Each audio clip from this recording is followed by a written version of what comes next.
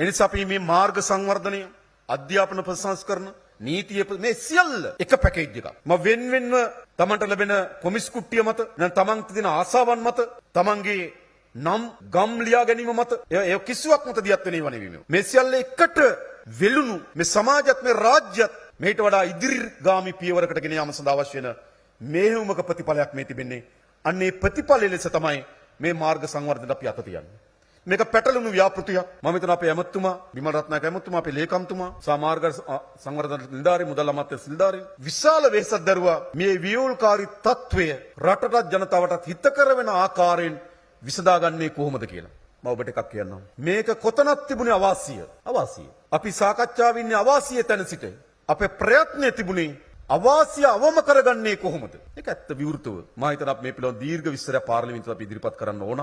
නැත්නම් මේක පිළිබඳ විශාල සංවාදයක් ගොඩනැගිය හැකි. අවාසි කන්දක් තිබුණේ. පටන්ගත් ව්‍යාපෘතිය, නතර වුණු ව්‍යාපෘතිය, සල්ලි ගෙවලා නැති ව්‍යාපෘතිය කරපේවා කඩාවැට්ටු ව්‍යාපෘතිය, ව්‍යාපෘති සමාගම ගෙනාපු යන්ත්‍ර සූත්‍ර දිරාපත් වෙලා තිබෙනවා.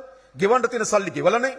නේද? ඩොලරය තිබුණු ගානට වඩා දෙගුණයකට වඩා වැඩි ප්‍රමාණයක වැඩි වෙලා තිබෙනවා. ඉතා සංකීර්ණ තත්වයක්. ඒ සංකීර්ණ තත්වයේදී ආණ්ඩුවක් ලෙස අපේ ප්‍රවේශය බාටපත් උනේ රටට ජනතාවටත් අවම අවාසියක් වෙන ආකාරයෙන් මේක විසඳාගන්නේ කොහොමද? ඒක ටිකක් සංකීර්ණ ක්‍රියාවලියක් මම හිතනවා. අපි නිලධාරි මහත්තුරුන් අපි හැමදෙනාටම ඒකේ ඉතාමත් හොඳ වාසසාගතම යෝජනාව අපිට තෝරාගන්න සමත් වී තිබෙන ඒ සඳහා ප්‍රයත්න දරපු සෑම දිනකටම අපි ස්තුතිවන්ත විය යුතුයි. ඒ වගේම අපි හැමදාම කියනවා අපේ මේ කැබිනට් මණ්ඩලය පහුගිය කාලේ සම්මත කරපු වැඩිම කැබිනට් පත්‍රිකා ප්‍රමාණය ගත්තොත් ව්‍යාපෘතියේ කාලය දීර්ඝ කිරීම සහ ව්‍යාපෘතිය ඇස්තමේන්තුව වැඩි කර ගැනීම. මම මුදල් අමාත්‍යාංශයට දැනුම් දුන්නා මේ කාලය දීර්ඝ කර ගැනීම ව්‍යාපෘති ප්‍රමාණයක් ඇස්තමේන්තුව වැඩි කර ගැනීම සඳහා වැඩි කරලද ඇස්තමේන්තු ප්‍රමාණයත් හොයලා දෙන්න කියලා. ඒගොල්ලෝ වාර්තාවක් හදලා දීක්මනේ. ඒ නිසා මේ ව්‍යාපෘති ප්‍රමාද වීම විශාල ආර්ථිකයට හානියක්. ඒ නිසා මේ මීටර 500 දුර ශ්‍රී ලංකාවේ සමාගම බාර අරන් තිබෙනවා. කිලෝමීටර් 37ක දුර චීන සමාගමක් විසින් බාර අරන් තිබෙන ඉදි කරන්න.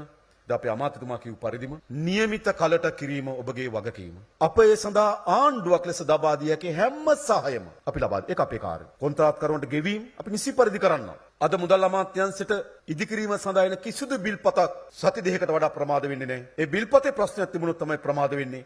අපි බිල්පත් ටික ඉතා ඉක්මනින් නිරවුල් කරන්න. රජයක් හැටියට ඔබට ලබා දිය හැකි හැම සහායම අපි ලබා දෙන්නම්. හැබැයි ඔබ දිනක්වත් ප්‍රමාද කරන්නේ නැතුව මේ ව්‍යාපෘති පුළුවන් නම් ඒ දිනටත් කලින් නිමා කරලා අපේ රටේ ජාතියට සතු කරන්න කියලා ඉල්ලීම කරමින් මම අවසන් කරන හැම දිනකටම බෙහෙන් ස්තුතියි.